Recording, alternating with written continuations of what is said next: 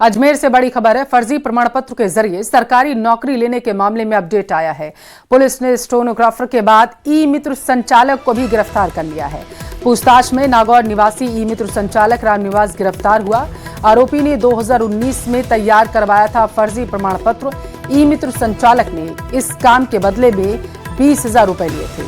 आरोपी ई मित्र संचालक ने JLN अस्पताल से सील लगवाई थी। तत्कालीन संविदा कर्मी की मदद से ये फर्जीवाड़ा हुआ था। ये बड़ा अपडेट निकलकर सामने आया है।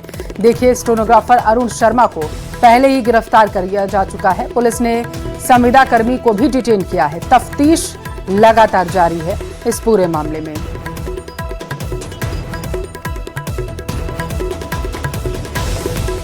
ज्यादा जानकारी लेंगे संवाददाता अशोक हमारे साथ अजमेर से टेलीफोन लाइन पर जुड़ चुके हैं। अजमेर में लगातार कार्रवाई कर रही है टीम, और अशोक, जो इस बार कार्रवाई हुई है उसे सब हैरान, स्टेनोग्राफर भी गिरफ्तार हुआ है।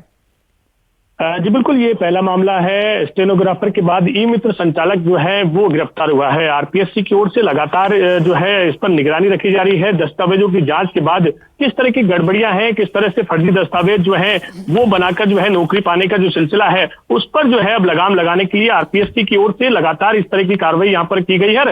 इस मामले को लेकर जो है आरपीएससी ने सिविल लाइन थाने में शिकायत दर्ज कराई थी कि अरुण शर्मा जो स्टेनोग्राफर है उसने 2019 में ये फर्जी प्रमाण पत्र बनाकर जो है नौकरी ली थी। इस मामले में शिकायत दर्ज करने के बाद सिविल लाइन थाना पुलिस ने जांच शुरू की तो सामने आया कि अरुण शर्मा को गिरफ्तारी के बाद उससे पूछताछ की तो उसने बताया कि उसने ई मित्र संचालक से जो है ये फर्जी प्रमाण पत्र बनवाया था, जिसमें दिव्यांगता का प्रमाण पत्र था। इसको लेकर जो है JLN से सील भी लगवाई गई थी, जहां संविदा कर्मी ने ये सील पूरी लगाई थी। तो इस तरह का ये पहला मामला है जब ई मित्र संचालक को भी जो है गिरफ्तार किया है और जो सील लगाने वाला है उसको भी डिटेन किया है। अब कितने ऐसे मामले हैं इसको लेकर अब गहनता से पड़ताल की जाएगी, और ये माना जा रहा है कि ये जो प्रक्रिया है ये लगातार अलग अलग विभागों में भी जारी रहेगी, जिससे कि इस तरह की जो गड़बड़ी करने वाले लोग हैं उन पर अंकुश लगाया जा सके। जी बहुत शुक्रिया अशोक जानकारी के लिए।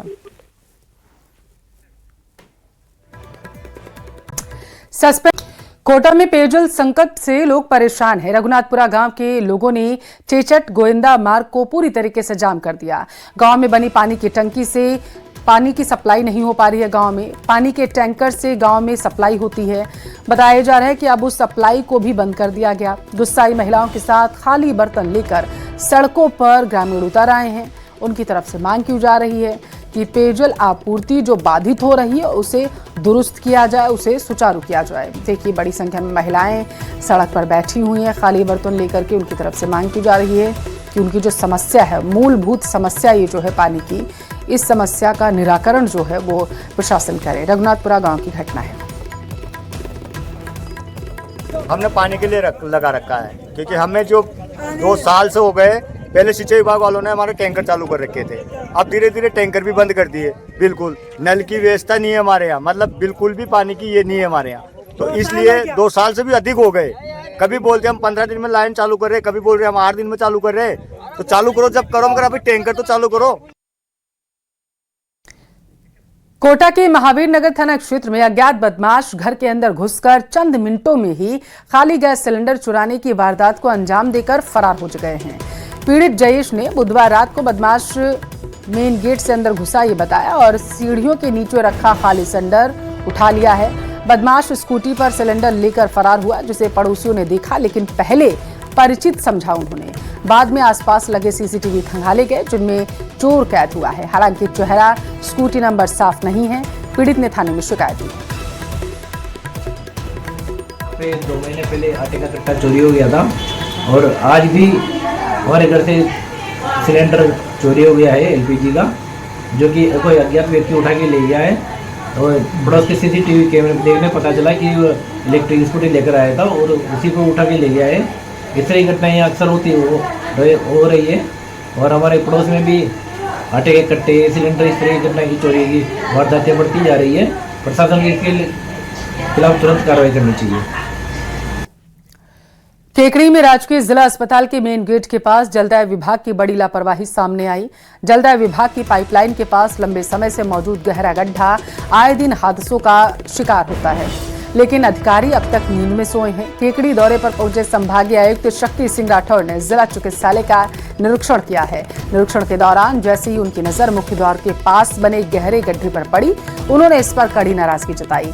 संभागीय आयुक्त ने जलदाय विभाग की लापरवाही को गंभीर माना है, तत्काल गड्ढे की मरम्मत कराने का निर्देश दिया। साथ ही अस्पताल अधीक्षक को भी इस संबंध में जल्द कार्रवाई करने के लिए सुनिश्चित किया है।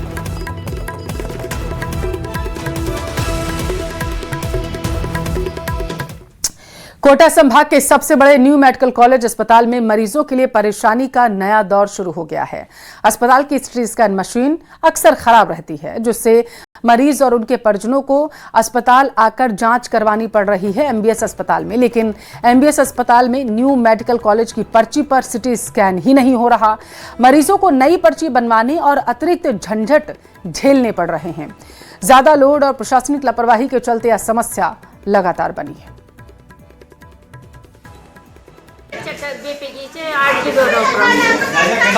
मेडिकल में क्या कहा था वहाँ पर मशीन खराब हो रही, बताओ जी कि 2 दिन बाद मानना, फिर 2 दिन बाद में गया तो फिर कि आज भी न ठीक हुई। सर में चोट है। कैसे लगी थी चोट? ये मोटरसाइकिल से हुई थी। 4-4.5 साल चोट है। सबका बेहोश हो जाता हूँ। बीकानेर में खेजड़ी बचाओ आंदोलन को लेकर एक बड़ा अपडेट आया है। पर्यावरण प्रेमियों का महापड़ाव चौथे दिन जारी रहा। लगातार 3 दिन से सैकड़ों लोग आमरण अनशन पर बैठे हैं। बताया जा रहा है कि अनशनकारियों की तबीयत भी बिगड़ गई है। आज कई अनशनकारियों की तबीयत बिगड़ी है। बिश्नोई धर्मशाला में स्थायी अस्पताल में उनका इलाज चल रहा है। महिला पुरुषों के साथ अनशन पर बैठे संतों का भी इलाज जारी है। संत लालदास मांगीला, सुभाष चंद्र और के साथ गोवर्धन दास को पीबीएम अस्पताल में भर्ती करवाया गया। प्रशासन ने अस्थायी अस्पताल में 20 डॉक्टर्स और 50 नर्सिंग ऑफिसर्स को तैनात किया है।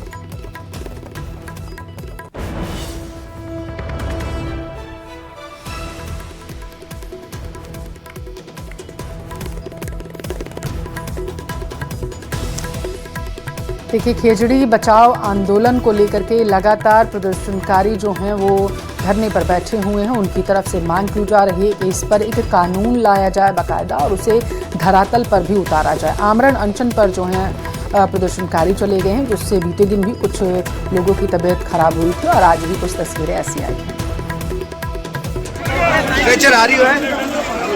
हाँ, वो सुना है कि हाईवे आएंगे तो मालूम पड़ेगा अपने को। अब तक आपकी क्या वार्ता बातचीत हुई? कोई वार्ता नहीं, हमसे प्रस्ताव लिया था। हमने कहा भाई ठीक है, मुख्यमंत्री जी आज कोई बजट घोषणा में ये कह रहे हैं भाई कानून के लिए घोषणा करेंगे। अच्छी बात है, घोषणा करेंगे, हम उसका स्वागत करेंगे। और नई बात है कि उस कानून के उसके बीच में खेजड़ियों का क्या होगा। तो हमने मांग रख रखी कि हमें लिखित में एक आदेश चाहिए, तब तक खेजड़ी नहीं करेंगे। उसमें आप भले आप सोलर प्लांट के लिए लिख दो, वो हमें ठोस आश्वासन नहीं चाहिए, हमें लिखित में चाहिए।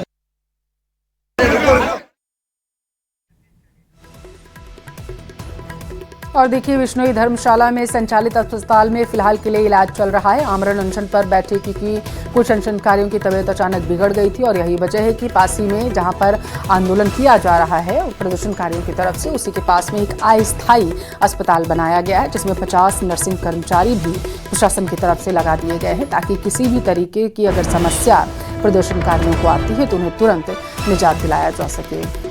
ये बड़ी खबर है। पर्यावरण प्रेमियों का महापड़ाव चौथे दिन जारी रहा है। बताया जा रहा है कि खेजड़ी बचाओ आंदोलन को लेकर के आमरण अनशन पर अब प्रदर्शनकारी चले गए हैं। बीते दिन भी जो आमरण अनशन पर प्रदर्शनकारी बैठे, उनमें से कुछ की तबीयत जो है वो खराब हो गई थी और आज भी कुछ लोगों की तबीयत अचानक बिगड़ने की वजह से वहाँ पर अफरा तफरी का माहौल बन गया था। ये बड़ी खबर है आपके टेलीविजन स्क्रीन पर। बिश्नोई धर्मशाला में एक अस्थायी अस्पताल बनाया गया है, जहाँ पर उनका इलाज चल रहा है।